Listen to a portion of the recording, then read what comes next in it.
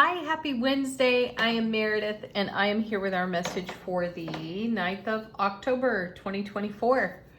We've got Lightseers Tarot on the table today. We've got the Sun in Libra, the Moon's in Sagittarius, so it's moving into Capricorn. We have our retrogrades, Pluto, Saturn, Neptune, Uranus, Chiron, and today Jupiter joins the retrograde parade. Woohoo! All right, let's see what's on offer to us with Lightseers Tarot. What's happening for us in the energy atmosphere? We're starting out with the 10 of Cups. Fantastic. Ace of Cups to the power of 10. You all know and love this card. Loads and loads and loads of fulfillment here. Yes, please. Thank you very much. Wow, how sweet. You know, we've had some really powerful first cards showing up for us in the readings this week. I think so far we've had the Emperor, now we had the Fool, and here we've got the 10 of Cups. Let's see what goes with it. Seriously. That's 7 of Swords. You know what? Someone sent me an email and asked me, why are we seeing the 7 of Swords so much? I'm going to clarify this card separately at the end of the reading. For now, we're going to read it in the way that it shuffled out of the deck. So with the 7 of Swords, as I've shared with you all so many times recently, its nickname is called the Thief. And it's a card about sabotage. It's where we sabotage ourselves, ultimately robbing ourselves of very precious energy. What's really cool here, though, is that we have the 10 of Cups sitting right next to it. And I couldn't think of a more perfect card from which to view the 7 of Swords. In the 10 of Cups, your cups are full, they're overflowing, and they're spilling out all the love, bliss, joy, and happiness that we mentioned already. And so we're actually pouring that on anything that has been a point of self-sabotage in that 7 of Swords. So this is really a profound arrangement of the first two cards. Let's see what comes next. Page of Cups, consecutive to the 10 of Cups, right? We go from 10 to Page. The Page of Cups is all about manifestation from your love, bliss, joy, happiness that's overflowing. So right smack in the middle, I feel that we have a very keen eye on prior sabotage based on emotional wounds and ego engagement. And we've recognized where the ego gets engaged, how, when, and why. And because we can see that, we can bring the compassion and the self-love to that energy so that we don't repeat the old pattern. So keep doing that. That's amazing. Next, we have a set of 2 cards. The first is excellent, 9 of Wands. This is one of those sleeper kind of cards in tarot that sneaks up on you and you are so happy you've received the card. So consider the 9 of Wands. In this particular suit, we have fire and passion, motivation, drive, ambition, that go-getter attitude without fail. This is Aries, Leo, Sagittarius, fire energy, right? So highly motivated.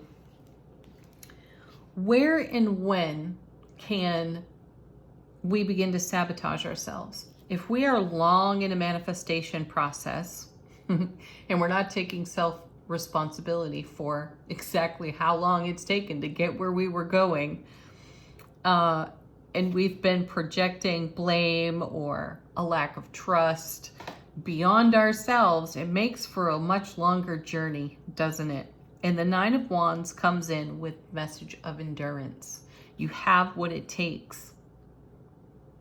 You have more than enough for what it takes to bring your dream, your vision, your manifestation to life here. So this is an excellent card because you're never giving up. You're not quitting on your vision. You're not quitting on your dream. No matter what, you're going to fulfill it. How soon, though, can you deal with your belief system around self-sabotage.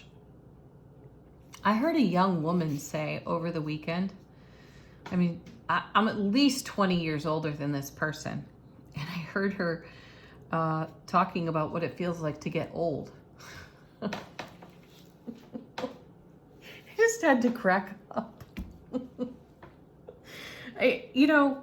Consider that though. There's the reason I'm sharing it, because here's a person at least 20 years younger than myself, kind of creaking and groaning, getting up out of her chair and commenting on, oh, how difficult it is to get old. That's a belief system. She feels that way because she believes that way. And that is a point of self-sabotage. Something so simple, right?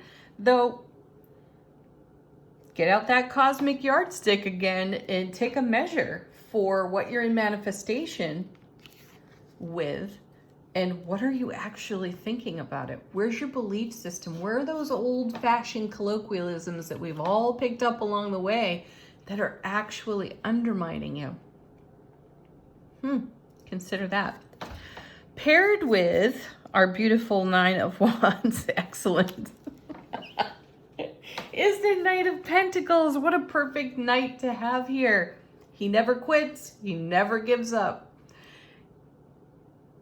His movement may be slow as all get out, and yet he gets exactly where he's going, doesn't miss a detail. And this adds to our endurance, because the learning process in our spiritual journey is precious. So take the clock out of it, folks. Put the compassion in.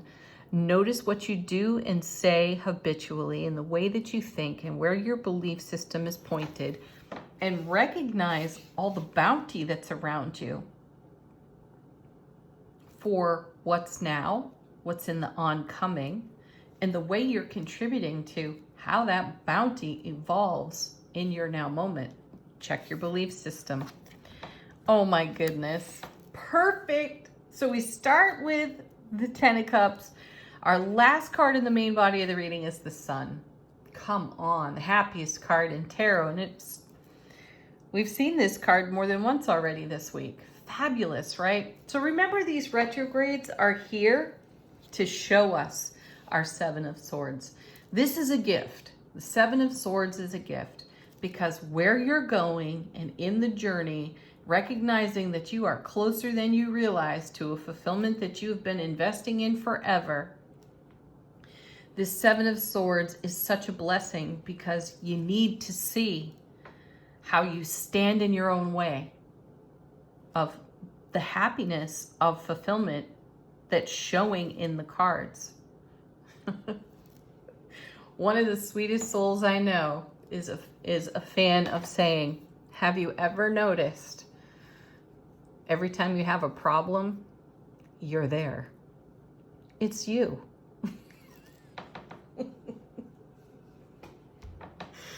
Oh, I can't stand hearing it, and yet I'm so glad to hear it when I do, because it's true. So check that. That's what these cards are shining a light on. And they're also shining a light on your endurance and your strength, your ability to go the distance with your dream, your vision, your manifestation, and anything standing in your way needs your compassion and your love, so you can smooth the pathway for yourself. Let's see what's on the bottom of the deck. Another 7 is our first card. It's how the universe is helping us out behind the scenes. No matter how many times we get in our own way, the universe has got something much bigger, better, more wonderful in store for us. And we really just have to allow it to happen. Then we have, back again, the Knight of Swords.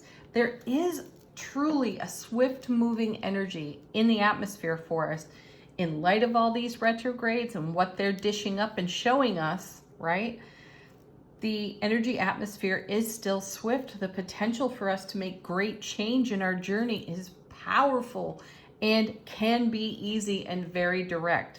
Just get down to the business of dealing with whatever your stuff is.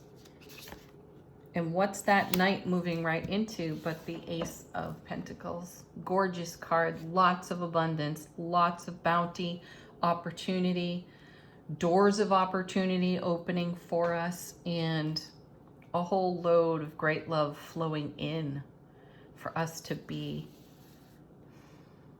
blessed with, blessed by. Eight of Pentacles. Love this card. Keep doing what you're doing. We can't hear that message enough, especially when you see the Nine of Wands and you feel like you've been in it for so long and you've done everything you can. There's still a little more to do. It has everything to do with this 7 over here. And then, beautiful, the Lovers. This is the harmony of self-relationship in divine feminine, divine masculine energies within us. So we are in harmony, and in and from this harmonious place, we are deeply grounded and centered to all the bounty, which is creating this gorgeous 10 of Cups and fulfilling us in a way beyond our dreams through the energy of the sun. And then the energy of the sun being present also brings the brilliant clarity for us to recognize what the multiverse universe is doing on our behalf, and swiftly so, simultaneously pointing out where we've hobbled ourselves. All right, I'm going to set this card aside because we're going to clarify it a little bit more in a bit. Angel answers.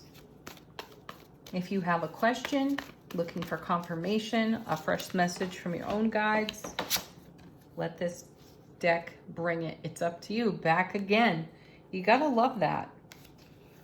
It shows up with the compromise card too, and that could be a negotiation, a temporary negotiation for you to harmonize the energies between your soulful presence and your ego consciousness. There could be some compromising to do there, and do that with compassion and love. And let go. Just let go. You don't have to control or attempt to control anything.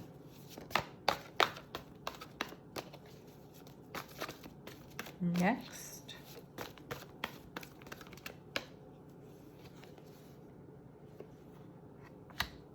Ask your guides and angels for assistance, support, whatever it is you require in the moment. Maybe even compassion for when you're looking at your 7 of Swords and not wanting to take responsibility for the so-called problems you created for yourself. I know. I don't like hearing it either. Nice. Communicate clearly. Another one of my favorites out of this deck. And no verbal clutter there. Get down to the nitty-gritty. And don't be vague with yourself, and don't be vague with the universe either in your conversation about what you're up to in your spiritual development. The universe is going to meet you where you are. And if you're anticipating something better than what presently is, then you need to show up that way. So communicate it clearly. All right, final word from angels and ancestors. How's our soulful presence informing our waking consciousness?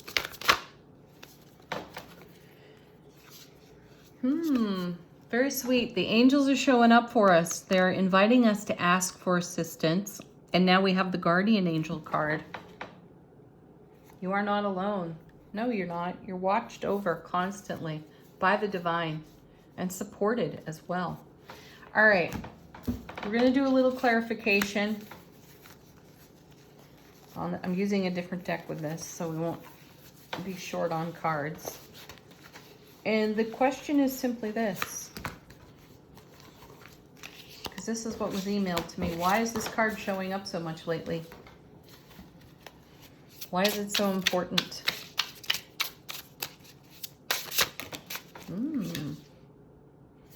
Two of Wands. Excellent. You know, this is a whole brand new doorway of opportunity that's open for us on the Two of Wands. And we're stepping across a threshold. And that threshold is going to peel off every bit of self-sabotage, so you must be prepared for that.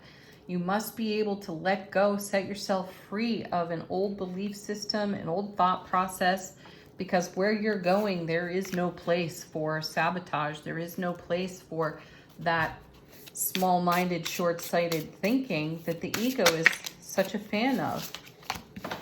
And then we have the Nine of Pentacles. Excellent card. Love this because this is a minor arcana connection to the Empress, and its message is all about the self-sovereignty of our inner world, our inner relationship. This is why we've got the Lovers over here.